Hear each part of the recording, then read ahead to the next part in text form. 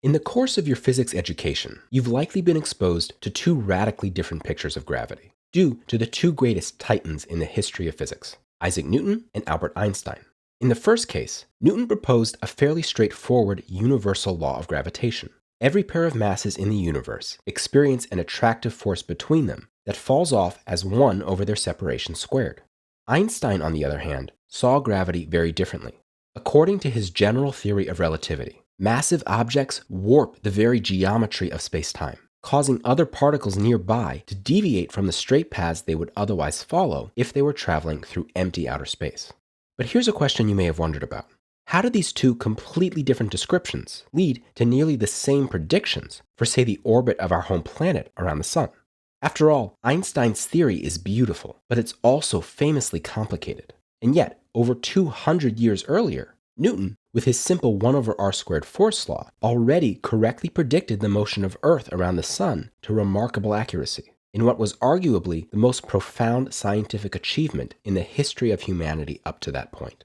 Einstein's general relativity, meanwhile, launched gravity into the 20th century and beyond, leading to the discovery of incredible new features of gravitational physics, like black holes, gravitational lensing, and cosmology, that drive astrophysics research to this day. Just last week, the Event Horizon Telescope collaboration published the first ever picture of the supermassive black hole at the center of our Milky Way galaxy, Sagittarius A star, in a tremendous confirmation of Einstein's theory.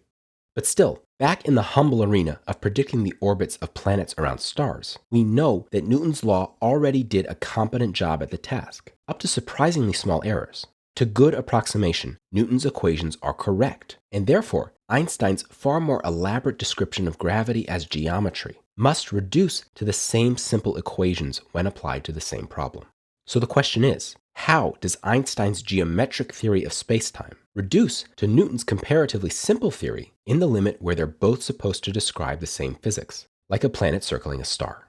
And taken to the opposite limit, how do extreme geometries like black holes emerge in Einstein's description? That's what I want to discuss with you in this video, and I hope you'll dive in with me to explore Einstein's vision of the universe. First though, let me take just a minute to tell you about this video's sponsor, Babbel, the app that'll get you speaking a new language in 3 weeks. Someday, we might get to meet extraterrestrial residents of the Milky Way, who are also gazing at Sagittarius A star right now, just like us. Unfortunately, it's going to be very tough to communicate with them because we won't speak their language. But for talking to our neighbors back here on Earth, that's not a problem, thanks to Babbel. You can choose from over a dozen languages that you want to study and start learning with their short 10-minute interactive lessons. I've always wanted to learn a second language, especially Spanish, since it's the second most common language in the US after English. And Babbel makes it so easy to start learning. Their lessons are fun and focused on real-world conversational skills. And they even use speech recognition to help you improve your pronunciation. Aprendo español. ¿Puedes repetir? No entiendo. So start learning a new language today and see where Babbel takes you. Right now, if you use the link in the description, you can take 65% off your subscription. And they even have a 20-day money-back guarantee. So definitely try it out. And thank you so much to Babbel for sponsoring this video. You're hopefully familiar with the basics of Newton's law of gravity. Given two particles of masses big M and little m, and separated by a distance r, Newton says there's an attractive force between them given by F equals minus big G big M little m divided by r squared, where G is the gravitational constant, which measures how strong the gravitational force is. Equivalently, the gravitational potential energy is given by U equals minus gmm over r, with the force being minus the derivative of the potential. By plugging this into F equals ma for the Earth, we get a relatively simple equation that we can solve to figure out the shape of Earth's trajectory. I'll put a link in the description to the video where I showed you how to work that out step by step. The result is of course an ellipse with the sun at one focus point, which correctly predicts the orbits of the planets in our solar system to very good, though not perfect, accuracy. Newton's inverse square law therefore does a good job describing the consequences of gravity in the typical circumstances that we encounter on a daily basis, from falling apples to the motion of planets around the sun. But it begins to fail when gravity is very strong or when it's changing with time. For example, in the field theory video I shared with you a couple of months ago, we discussed how if by some calamity the sun were to suddenly vanish, according to Newton's law, the gravitational force on Earth would go slack at the same moment. It's as if a long tether had been holding Earth in orbit when it suddenly snaps.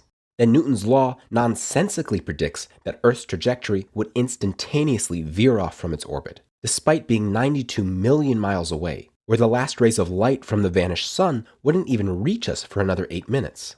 Einstein remedied this non-local action at a distance behavior of Newton's law by replacing it with a gravitational field theory. Let me briefly summarize the main conceptual ideas before we get too deep into the math.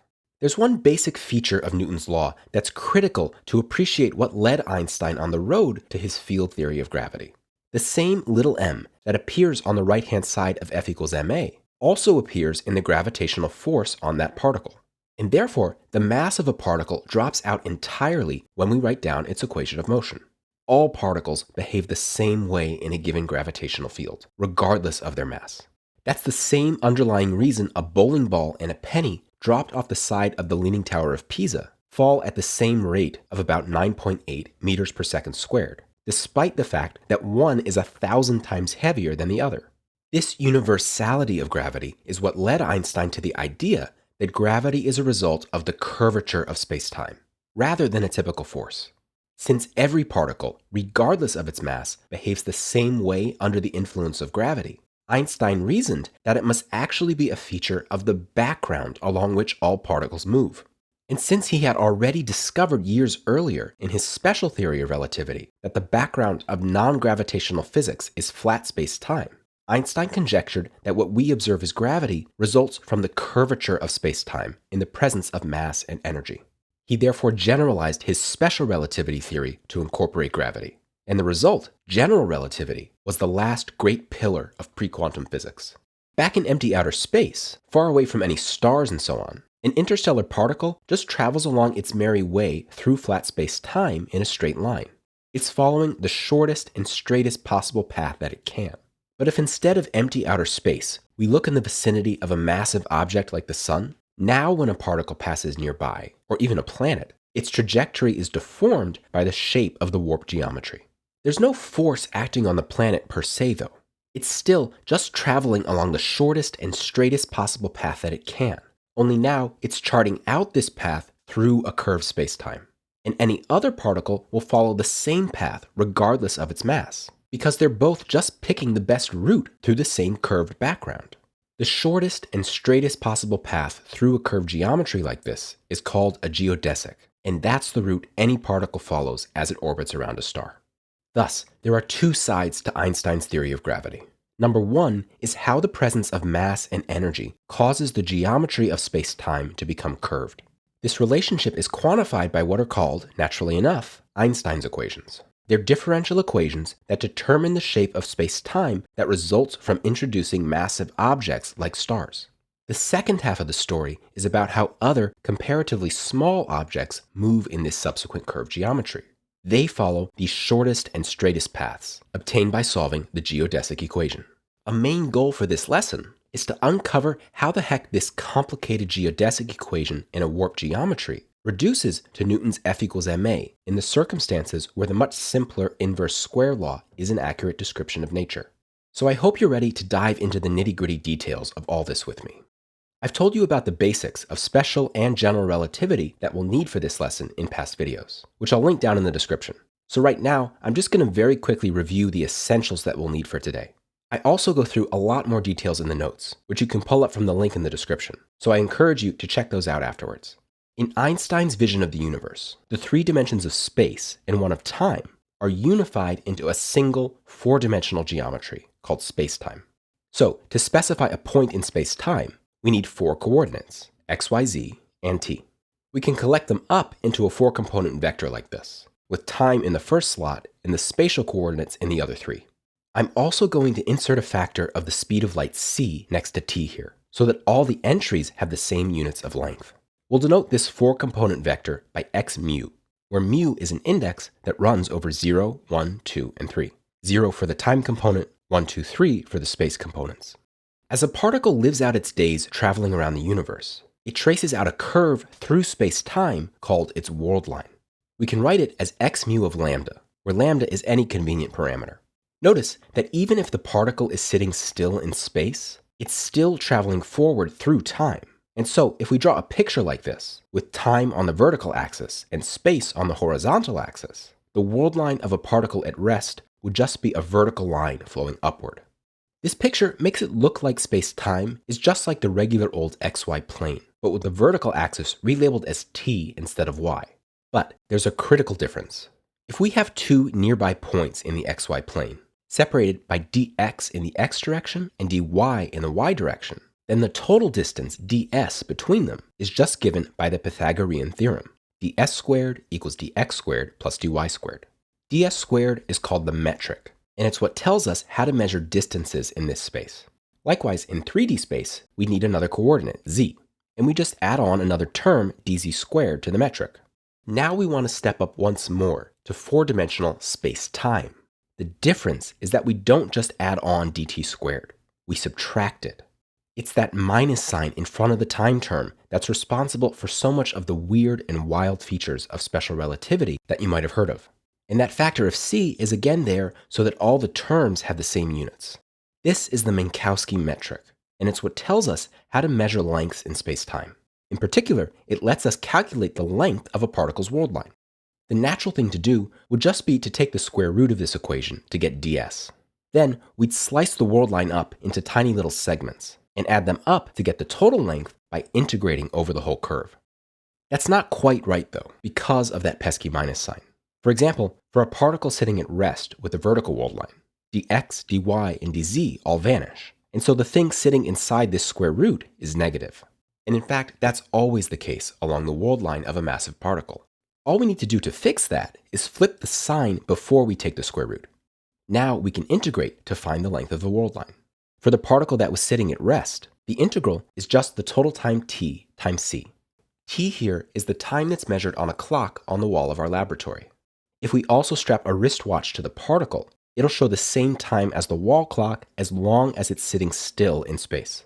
But the most remarkable, counterintuitive thing about relativity is that as soon as the particle starts to move, the time on its watch will tick off more slowly than the time on the lab clock. Let's write tau for the time on the particle's watch.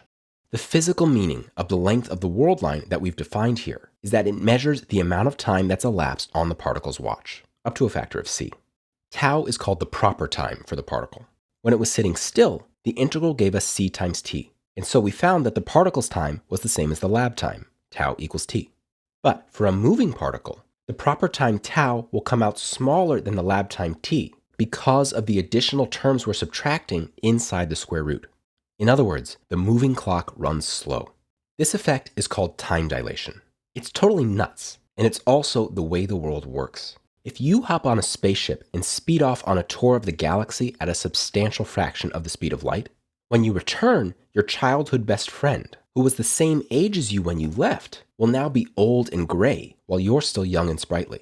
Less proper time elapsed on your clock, corresponding to the wavy world line, than for your friend hanging out on Earth following the straight world line. So far, all our discussion here has been in the realm of flat spacetime. This is the domain of special relativity. But as we've discussed, in the general theory which incorporates gravity, spacetime becomes curved. To take the leap to curved spacetime, though, we need a better notation, or else things are going to get very messy. We can write the Minkowski metric much more compactly like so, where dx mu is again a four-component vector with entries c dt, dx, dy, and dz. And where eta mu nu is this 4x4 diagonal matrix, with eta 0, 0 equals -1 in the top left corner, and eta 1, 1, eta 2, 2, and eta 3, 3 all equal to 1 along the rest of the diagonal. The reason this works is because eta is diagonal, so the only terms in the sum that contribute are the ones with mu equals nu. That -1 in the top left corner of eta takes care of the sign of the time term for us, and we get back the same Minkowski metric that we started with. Eta itself is often referred to as the Minkowski metric, by the way. Now it's a short step to go from flat spacetime to curved. All we need to do is replace the constant matrix eta with a more general function, g mu nu of x, that can depend on what point we're at in spacetime. Since the distances between neighboring points will now depend on where you are, a metric like this will typically describe a curved geometry. Now, as a particle lives out its life, it'll trace out its world line x mu of lambda through this curved spacetime, where lambda is again any convenient parameter. And once again, the proper time that's ticked off on the particle's watch is given by the length of the world line. But now it's computed using this curved metric. In fact, instead of the arbitrary parameter lambda, it's natural to use tau itself to parameterize the world line of the particle. That way, we can say where the particle is in space-time simply by specifying the reading tau on its wristwatch. But what path is the particle going to follow? Back in flat space-time, a free particle soaring through the empty void of outer space would just travel along in a straight line. In other words, its equation of motion simply says that its acceleration vanishes. But in a curved space-time, the particle isn't going to travel along a straight line anymore. In fact, now that it's moving through a curved geometry, it's not even really clear what it would mean for a line to be straight. But the underlying physical principle is the same. The particle follows the straightest path that it can through whatever geometry it happens to find itself in.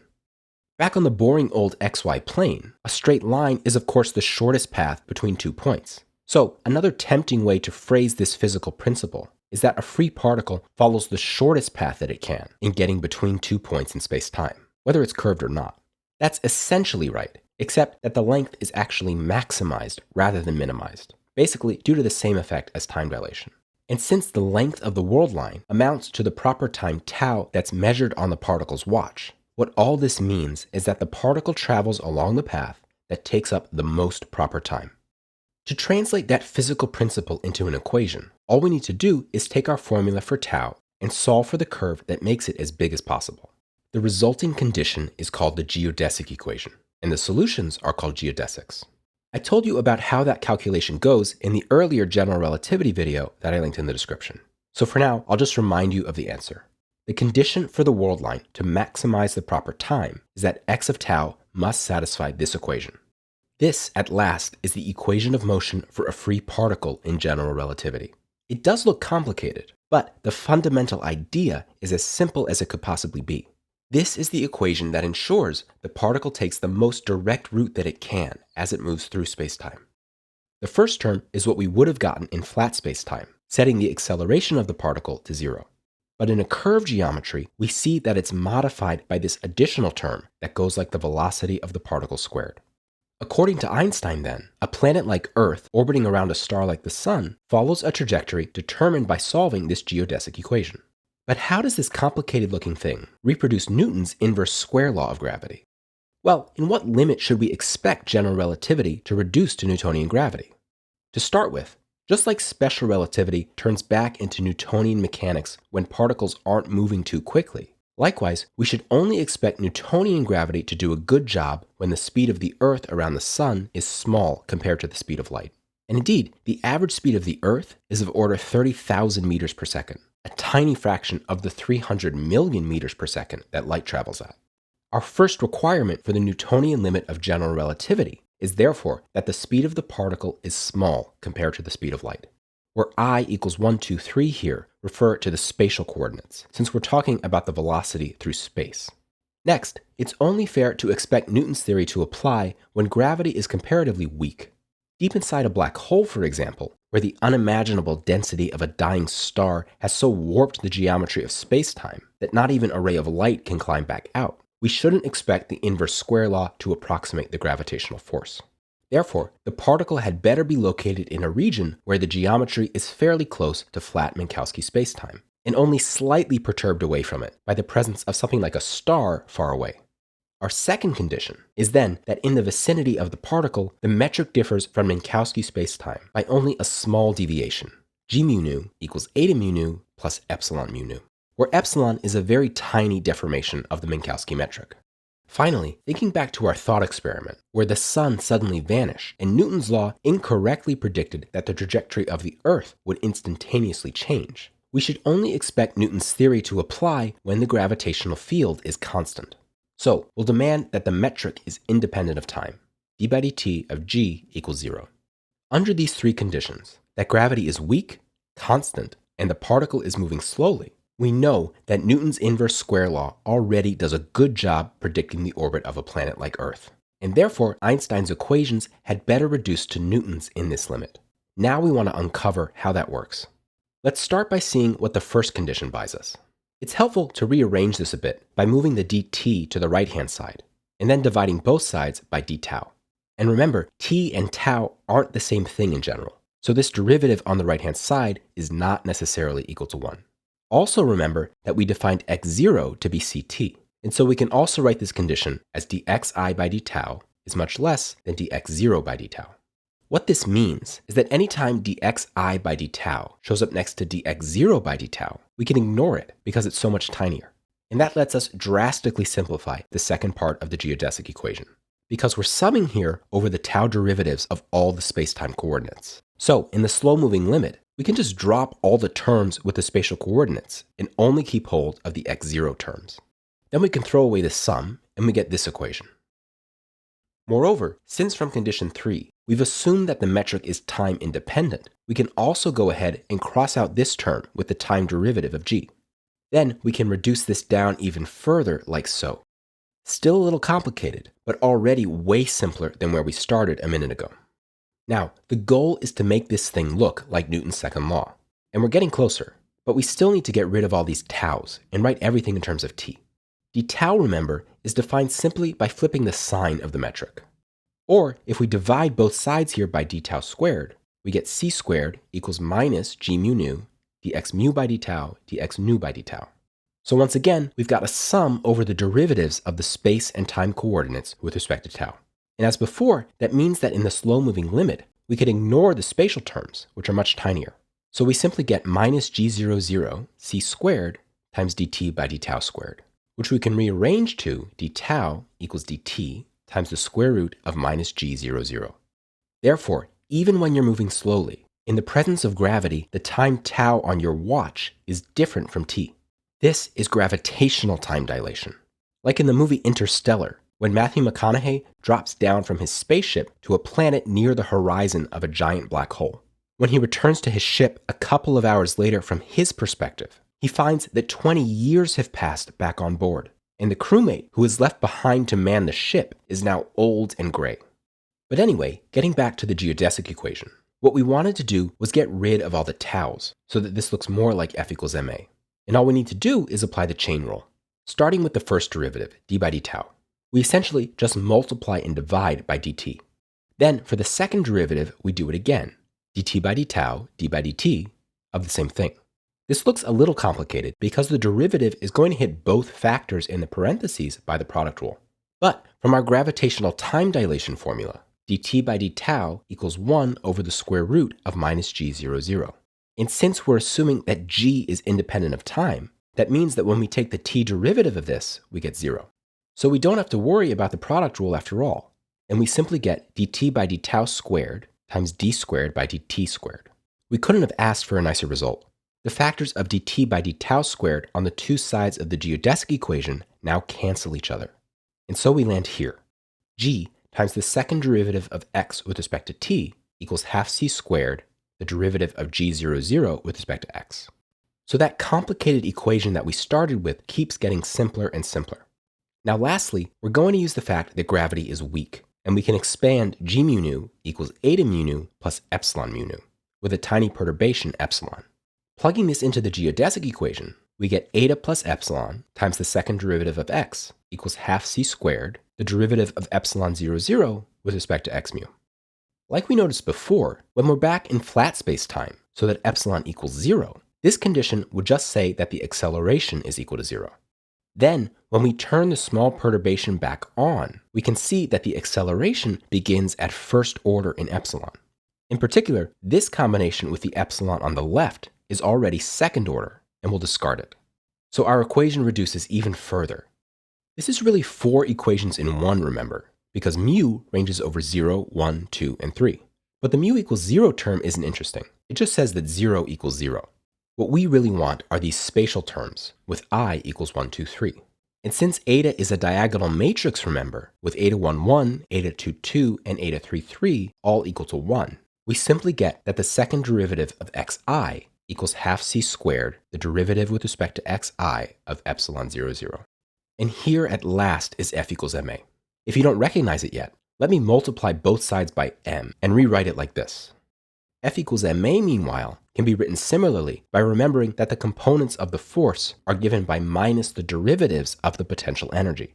And thus, the geodesic equation is equivalent to F equals ma for a particle that's moving in the potential minus half mc squared epsilon 0, 0. Now, we know from Newton that the gravitational potential energy for a planet that's moving slowly far away from a star like the Sun is minus g big M times little m over r.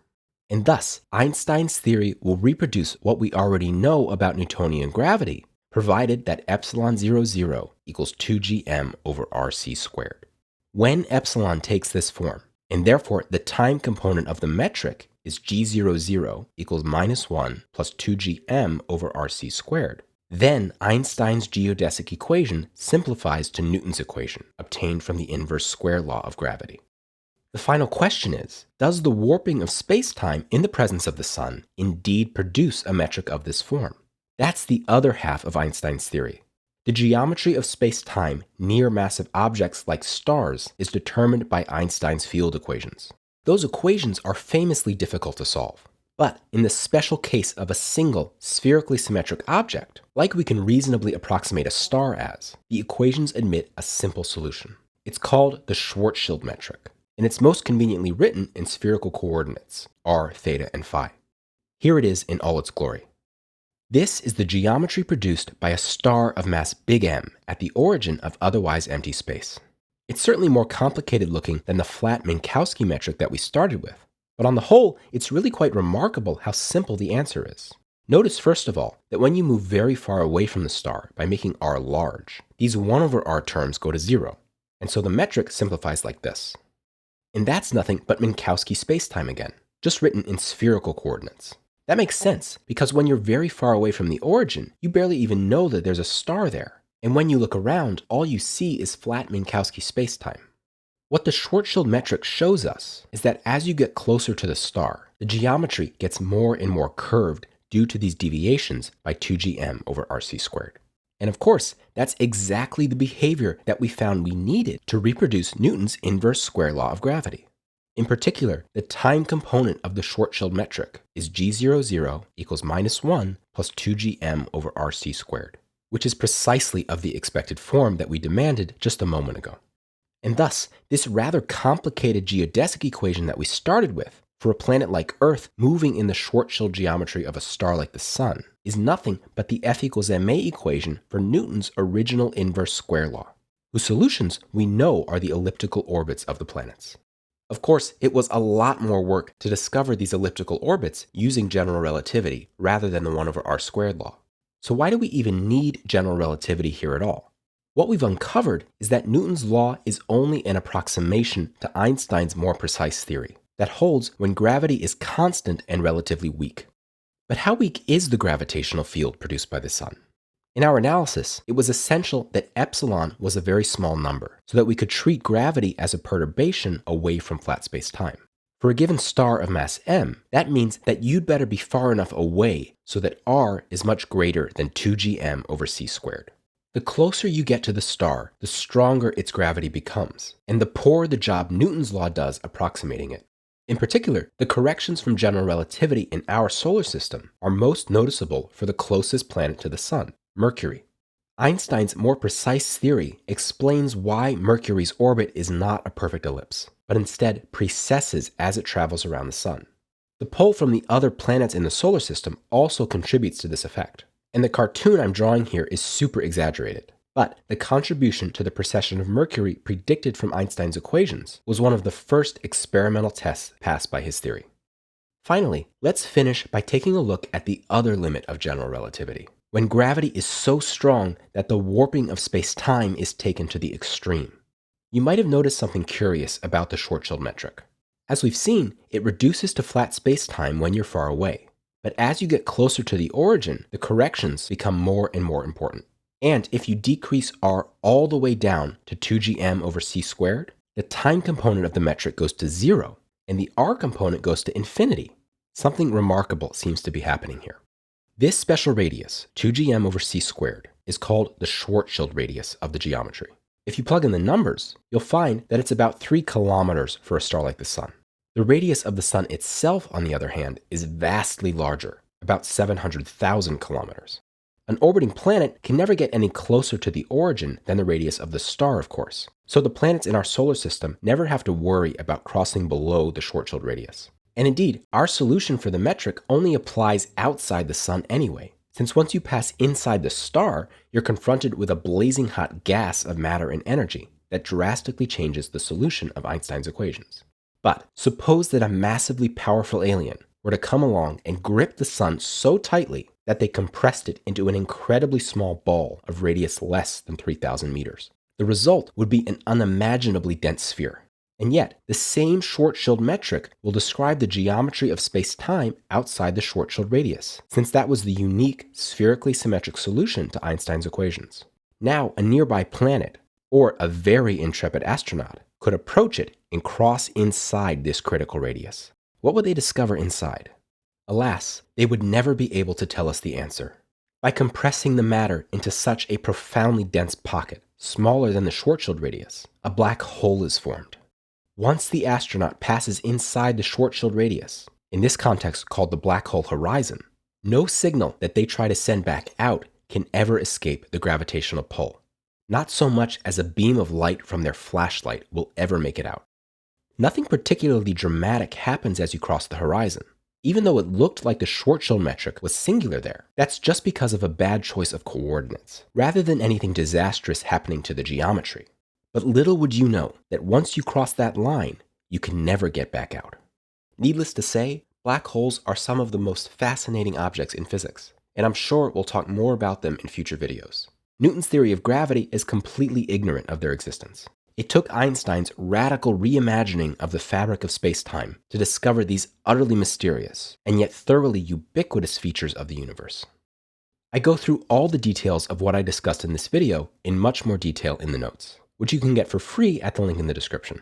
You'll also find links there to the earlier videos I mentioned about how the geodesic equation follows from the principle of least action for a relativistic particle. Also remember to try out Babbel and start learning a new language today. Thank you so much for watching, and I'll see you next time.